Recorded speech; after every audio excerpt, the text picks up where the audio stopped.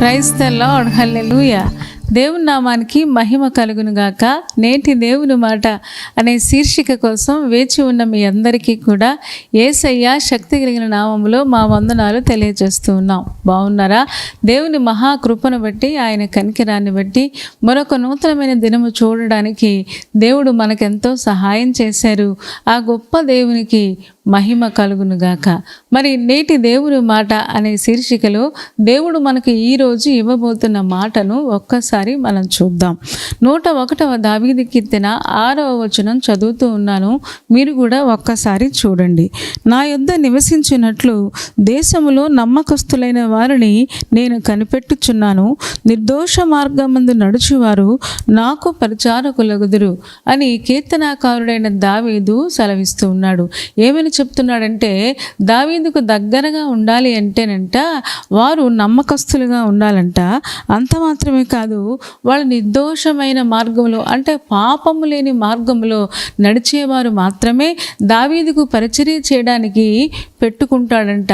మరి దావీదే అలాగ ఆలోచిస్తే మరి పరమ దావీదైన యేసు యొక్క ఈ సౌధంలో ఉండాలి అంటే, ఆ పరలోక పట్టణంలో ఉండాలి అంటే మరింత నమ్మకస్తులుగా ఉండాల్సిన అవసరత ఎంతైనా ఉంది కదా. నా యొద్ద నివసించినట్లు దేశంలో నమ్మకస్తులైన వారు నాకు కావాలి. ఈ రోజున ఎక్కడ చూసినా నమ్మకత్వం లేదు. ఏమంటే కుటుంబంలో నమ్మకత్వం లేదు, భార్యాభర్తల మధ్య, తల్లిదండ్రులు పిల్లల మధ్య ఒకళ్ళని ఒకళ్ళు మోసం చేసుకుంటూ ఉన్నారు. సంఘాలలో నమ్మకత్వం లేదు, సంఘము పట్ల నమ్మకత్వం లేదు, ఏమంటే మనుషుల పట్ల నమ్మకత్వం లేదు, దేవాది దేవుని పట్ల అస్సలు నమ్మకత్వమే లేదు. ఈ రోజున ఎక్కడ చూసినా మోసము మోసము మోసము. అందుకనే దావీదు అంటాడు అదే కీర్తనలో, మోసము చేసేవాడు నా ఇంట నివసింపరాదు అని చెప్పడం మనం చూస్తూ ఉన్నాం. మోసం చేసే వాళ్ళకి వాళ్ళ ఇంటిలో స్థానం లేదంట. తన దగ్గర పనిచేసేవాళ్ళు, తన దగ్గర పరిచర్య చేసేవాళ్ళు, తన దగ్గర ఉద్యోగం చేసే వాళ్ళందరూ కూడా నమ్మకస్తులుగా ఉండాలి. అంటే వాళ్ళ దగ్గర తెలివితేటలు లేకపోయినా పర్వాలేదు, వాళ్ళ సామర్థ్యం కంటే, వాళ్ళ తెలివితేటల కంటే, వాళ్ళ జ్ఞానం కంటే, వాళ్ళ అందం కంటే, వాళ్ళ యొక్క లోక సంబంధమైన అర్హతల కంటే కూడా వాళ్ళు నమ్మకంగా ఉండడంకే ఎక్కువ ప్రాధాన్యత నేను ఇస్తాను అన్నట్టుగా దావీదు చెబుతున్నట్టుగా మనకు అనిపిస్తుంది. ఈ రోజున విశ్వాసులంగా దేవుడు మనకి కూడా ఇదే కోరుకుంటూ ఉన్నాడు. అన్ని విషయాలలో నమ్మకంగా ఉండాలి. దేవుడు పట్ల నమ్మకంగా ఉండేవారు మనుషుల పట్ల కూడా నమ్మకంగా ఉంటారు. కాబట్టి దేవుడు పట్ల నమ్మకంగా ఉండేవారు సంఘములో కూడా నమ్మకంగా ఉంటారు. అంత మాత్రమే కాదు, వారు ఎక్కడ పని చేస్తూ ఉన్నారో అక్కడ నమ్మకంగా ఉంటారు. ఉద్యోగం చేస్తూ ఉన్నారు, ఉద్యోగంలో కూడా క్రైస్తవ విశ్వాసులు ఏమండి ఎగ్గొట్టరు కానీ, పని ఎగ్గొట్టరు కానీ, చక్కగా వాళ్ళకు అప్పగించబడిన పనిని దేవుడు చూస్తున్నాడు అనే మంచి మనసుతో వాళ్ళకి అప్పగించిన పనిని చక్కగా నిర్వర్తిస్తారు అని చెప్పడం మనం చూస్తూ ఉన్నాం. ఈ రోజున విశ్వాసులు కూడా నమ్మకస్తుల కోసం, విశ్వాసులలో కూడా నమ్మకస్తుల కోసమే దేవుడు చూస్తూ ఉన్నాడు. అందుకనే లేఖనం చెప్తూ ఉంది కదా, నమ్మకమైన వానికి దీవెనలు మెండుగా కలుగును అని లేఖనం చెప్తుంది. ఎవరైతే నమ్మకంగా ఉంటారో దేవుడు వాళ్ళ జీవితాల్లో దీవెనలు కుమ్మరిస్తాడు. మనందరికీ తెలుసు, చాలాసార్లు ఆ వాక్య భాగాన్ని మనం విన్నాం. ఆదికాండం 39వ అధ్యాయంలో యోసేపు ఉంటాడు. యోసేపు పొతీఫరు ఇంటిలో ఉన్నాడు. పొతీఫరు ఇంటిలో ఉంటూ తను ఏ ఇంటిలో అడుగు పెట్టాడో ఆ ఇంటికి ఆ వ్యక్తి దీవెనకరంగా మారాడు. దేవుడు అలా చేయడానికి గల కారణం ఏంటి అంటే, యోసేపు నమ్మకస్తుడు. ఏమంటే నమ్మకంగా పనిచేస్తూ ఉన్నాడు. ఎంత నమ్మకస్తుడు అంటే మనందరికీ తెలుసు కదా, పోతీఫరు భార్య వచ్చి పాపం చేయమని ప్రోత్సహించినా సరే, నా దేవునికి వ్యతిరేకంగా పాపం చేసి నేను ఎలా దూరం అయిపోతాను అని అన్నాడు. తన దేశం కాదు, లేకపోతే తన ఊరు కాదు, తనను ఎవరు చూడరక్కడ. అలాంటి పరిస్థితుల్లో కూడా నా దేవుడు నన్ను చూస్తూ ఉన్నాడు ఉన్నాడు అనే స్పృహతో తన ఉద్యోగాన్ని చేస్తూ ఉన్నాడు. నా దేవుడు నన్ను చూస్తాడు గనుక నేను అన్ని విషయాలలో నమ్మకంగా ఉండాలి. ఇక్కడ ఎవరు చూడరు కదా, ఇక్కడ ఎవరు పట్టించుకోరు కదా, ఇక్కడ నా సాక్ష్యం పాడైపోతే ఏముందిలే అని తను అనుకోలేదు. కానీ ఎంత నమ్మకస్తుడో మనకు తెలుసు కదా. ఎంత నమ్మకస్తుడు అంటే ఒకవేళ పోతీఫరు భార్యని ఎదిరిస్తే తన జైలుకు వెళ్ళిపోతాడు. జైలుకు వెళ్ళడానికైనా చెరసాలకు వెళ్ళడానికైనా ఇష్టపడ్డాడు కానీ పాపం చేయడానికి మాత్రం ఇష్టపడలేదు. దేవుడు అలాంటి వారి కోసమే ఎదురు చూస్తున్నాడు. ఈ రోజున మన నష్టంలోకి వెళ్ళిపోయినా పర్వాలా, కష్టాలలోకి వెళ్ళిపోయినా పర్వాలా, కానీ దేవునికి ఇష్టం లేని పని, దేవుని నుంచి దూరం చేసే ఏ పని కూడా మనం చేయకుండా ఉండాలని పరిశుద్ధాత్మ దేవుడు కోరుకుంటూ ఉన్నాడు.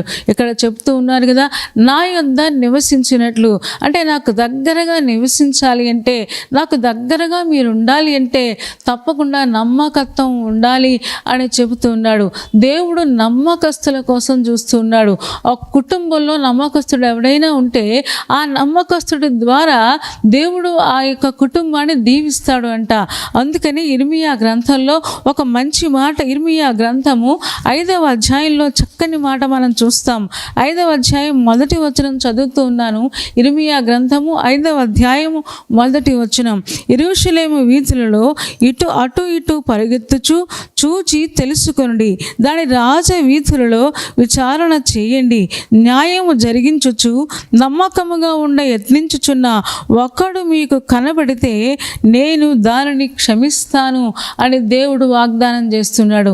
న్యాయం జరిగిస్తూ నమ్మకంగా ఉండడానికి ప్రయత్నం చేస్తే చాలంట, వాళ్ళని బట్టి దేశాన్ని దీవిస్తాడంట, వాళ్ళని బట్టి దేశాన్ని క్షమిస్తాడంట.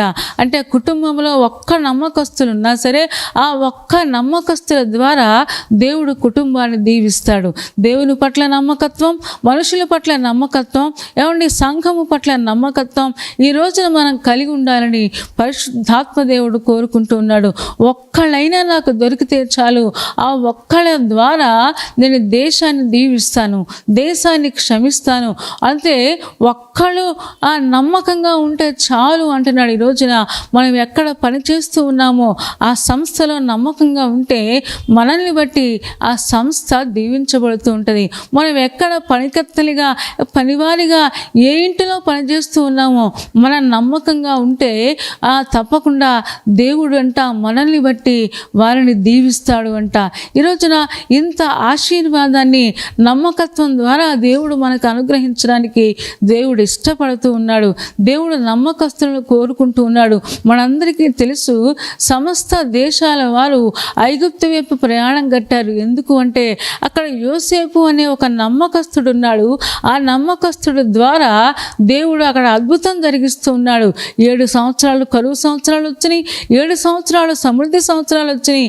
ఏమంటే సమృద్ధి సంవత్సరాలలో ఆ నమ్మకస్తుడు ఏం చేశాడు అంటే అవన్నీ కూడా దాచాడంట. ఏమంటే కరువు సంవత్సరాల్లో అవన్నీ వాళ్ళకి సరిపోయినట్లుగా ఎవ్వరూ కరువు చేత చనిపోవలేదు, ఎవ్వరూ కరువు చేత ఇబ్బందులు పడలేదు. దానికి కారణం ఏంటి అంటే నమ్మకస్తుడైన యోసేపు ఆ దేశంలో ఉన్నాడు.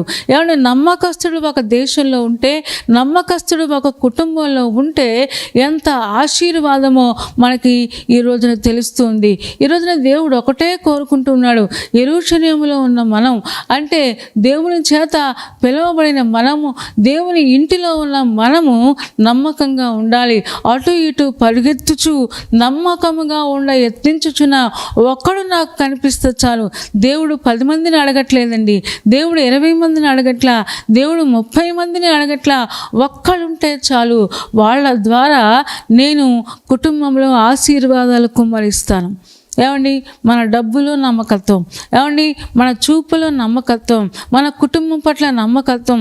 కొంతమంది పని చేస్తారు, మనుషులు ఉంటే ఒకలా చేస్తారు, మనుషులు చూడకపోతే ఒకలా చేస్తారు.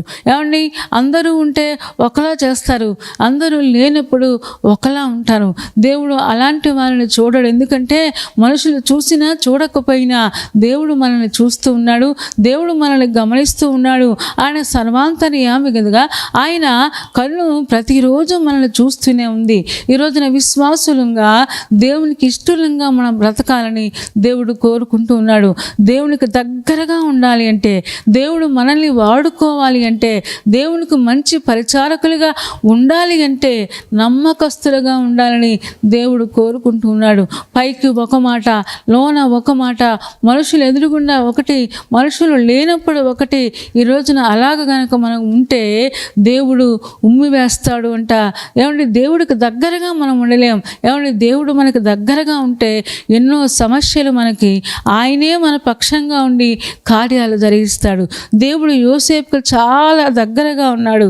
యోసేపు ద్వారా ఐగుప్తు దేశంలో ఆయన సంచరిస్తూ ఉన్నాడు. యోసేపు ద్వారా ఐగుప్తు దేశంలో ఆయన పరిపాలిస్తూ ఉన్నాడు. అందుకనే కరువు సంవత్సరాలలో కూడా ఆ దేశము సుభిక్షంగా ఉంది, ఆనందంగా ఉంది, సంతోషంగా ఉంది. అంత మాత్రమే కాదు, అనేక దేశాలకు అది ఒక దీపముగా ఆ రోజున దేవుడు చేశాడు. నమ్మకస్తులు ఉంటే చాలు, దేవుడు దాన్ని దీవిస్తానంటున్నాడు. అందుకని నా యుద్ధ నివసించినట్లు నమ్మకస్తులైన వారి కోసం నేను కనిపెడుతున్నానని దావీదు చెప్పినట్లుగా, దావీదుకే నమ్మకస్తులు కావాల్సి వస్తే దేవుడు ఇంకా నమ్మకస్తుల కోసం దేవుడు చూస్తాడు కదా. మన పరలోక రాజ్యంలో మనం ఉండాలి అంటే నమ్మకత్వం కలిగి ఉండాలి కదా. అందుకని ప్రకటన గ్రంథము 21వ అధ్యాయము 8వ వచనం చదువుతూ ఉన్నాను. మీరు కూడా ఒక్కసారి చూడండి. ప్రకటన గ్రంథము 21:8వ వచనంలో ఈలాగు వ్రాయబడి ఉంది. ఏమని వ్రాసారు అంటే చూద్దామా. పిరికివారును, అవిశ్వాసులను, అసహ్యులను, నరహంతకులను, వ్యభిచారులను, మాంత్రికులను, విగ్రహారాధికులను, అబద్ధికులందరూ అగ్ని గంధకములతో మండు గుండములో పాలు పొందుదురు. ఇది 2వ మరణము. అలాగే 23వ వచనం చదువుతూ ఉన్నాను, 27వ వచనం కూడా చదువుతూ ఉన్నాను. ఆ పట్టణములో ప్రకాశించుటకై సూర్యుడక్కరలేదు, చంద్రుడక్కరలేదు, దేవుని మహిమయే దానిలో ప్రకాశిస్తూ ఉంది. 27వ వచనం చదువుతూ ఉన్నాను. గొర్రెపిల్ల యొక్క జీవ గ్రంథమందు వ్రాయబడిన వారే దానిలో ప్రవేశింతురు గాని, నిషిద్ధమైనది కానీ, అసహ్యమైనది కానీ, అబద్ధమైన దానిని జరిగించే వారెవ్వరూ కూడా దానిలో ప్రవేశించరు. అబద్ధాలు జరిగించేవాళ్ళు, అవిశ్వాసులు, ఏమండి వాళ్ళు అస్సలు పరలోక రాజ్యంలో ప్రవేశించారంట. అసలు పరలోక రాజ్యంలో అలాంటి వారికి తావే లేదు అంట. ఈ రోజున దేవుడు మనతో మాట్లాడుతున్నాడు. ఏమంటే అబద్ధాలు ఆడేసిన ఎవరికి తెలియదులే అని మనం అనుకుంటాం, కానీ దేవుడికి మనం తెలుస్తుంది కదా. దేవుడు అన్నీ చూస్తారు కదా. ఈ రోజున దేవుడు కోరుకుంటూ ఉన్నాడు మనం నమ్మకస్తులుగా ఉండాలని, దేవునికి ఇష్టంగా ఉండాలని. అంతకు మాత్రమే కాదు, దేవునికి దగ్గరగా ఉండాలని. నా యొద్ద నివసించినట్లు అంటే, నివాసము అంటే ఒకరోజు ఉండి వెళ్ళిపోవడం కాదు, కానీ నివాసము అంటే తరతరాలు కూడా, అని ఎక్కువ రోజులు, లేకపోతే జీవిత కాలం అంతా కూడా అక్కడ గడిపితేనే దాని నివాసము అంటారు కదా. ఈ రోజున మనం నివసించాలి, పరలోక రాజ్యంలో ఉండాలి అంటే తప్పకుండా మనం నమ్మకస్తులుగా ఉండాలి. ఒక నమ్మకస్తుడు ఉంటే చాలు దేశాన్ని క్షమిస్తాను, ఒక నమ్మకస్తుడు ఉంటే చాలు దేశాన్ని దీవిస్తాను. ఈ రోజున అలాంటి నమ్మకస్తులుగా ఉంటూ మన కుటుంబానికి, మన దేశానికి, మనం ఎక్కడ పనిచేస్తూ ఉన్నామో ఆ సంస్థకి దీవెనకరముగా మనం మారిపోదుముగాక. అలాంటి కృప దేవుడు మనందరికీ దయచేయునుగాక. తలలు వంచండి, కళ్ళు మూసుకోండి. చిన్న మాట ప్రార్థన చేద్దాం. పరిశుద్ధుడా, ప్రేమ కలిగిన మా తండ్రి, నీ పాదాలకు వందనాలు, స్తోత్రాలు చెల్లిస్తూ ఉన్నాం. నువ్వెంత మంచి దేవుడవు నాయన. ఈరోజు మీరు మాతో మాట్లాడి నమ్మకస్తులుగా ఉండాలని మమ్మల్ని హెచ్చరించినందుకు వందనాలు. మేము ప్రతి విషయంలో తండ్రి, మనుషులు చూసినా చూడకపోయినా, మనుషులు మెచ్చుకున్నా మెచ్చుకోకపోయినా, మనుషులను బట్టి కాదు కానీ నీకు నమ్మకస్తులుగా ఉంటూ నువ్వు చూస్తున్నావు అన్న భయంతో మా ఆత్మీయ జీవితాన్ని, మా శరీర సంబంధమైన జీవితాన్ని, మా ఉద్యోగ జీవితాన్ని చక్కగా కాపాడుకోవడం మాకు నేర్పించమని నీ కృపకు మమ్మల్ని మేము అప్పగించుకుంటూ ఉన్నాం. చేరివచ్చిన ఒక్కొక్క విశ్వాసిని, ఆ కుటుంబానికి దీవెనకరంగా మీరు మార్చుము. యోసేపు ఎలాగైతే దీవెనకరంగా మారిపోయాడో ఈ రోజున మేము కూడా ఎక్కడుంటే అక్కడ నమ్మకస్తులుగా జీవిస్తూ ఆ ప్రాంతాలకు దీవెనకరంగా ఉండడానికి మాకందరికీ సహాయము చేయము. పెళ్లి రోజు, పుట్టినరోజు జరుపుకుంటున్న వారిని దీవించుము తండ్రి. నిండైన ఆశీర్వాదాలు మెండుగా కుమ్మరించండి. ఎగ్జామ్స్ రాస్తున్న వారికి, అలాగే తండ్రి నన్ను ఇంటర్వ్యూకి వెళుతున్న వారికి నాయన సహాయం చేయము, కలగా చేయమని ప్రార్థిస్తూ ఉన్నాం. నీ కృపకు అప్పగించుకుంటూ యేసయ్య శక్తి కలిగిన నామములో ప్రార్థించి వేడుకొనుచున్నాము తండ్రి. ఆమేన్. ఆమెను చెప్పారు కదా అందరూ. చాలా సంతోషం. చాలా ఓపికగా శ్రద్ధగా దేవుని యొక్క వాక్యాన్ని మీరు వింటూ ఉన్నారు. మిమ్మల్ని బట్టి మేము చాలా సంతోషిస్తూ ఉన్నాం. కార్యక్రమం మీకు నచ్చితే లైక్ చేయండి, షేర్ చేయండి. ఇంకా ఈ ఛానల్ని సబ్స్క్రైబ్ చేసుకోకపోతే డాక్టర్ స్పర్జన్ యూట్యూబ్ ఛానల్ని సబ్స్క్రైబ్ చేసుకోండి. తద్వారా నోటిఫికేషన్స్ అన్నీ మీకు వస్తాయి. మా కార్యక్రమాలన్నీ మీరు చూడొచ్చు. సరేనా అండి? దేవుని చిత్తమైతే మరలా రేపు ఉదయం మళ్ళీ కలుసుకుందాం. అప్పటి వరకు దేవుని మహాకృప మనందరికీ తోడే ఉండునుగాక. Amen, amen, amen.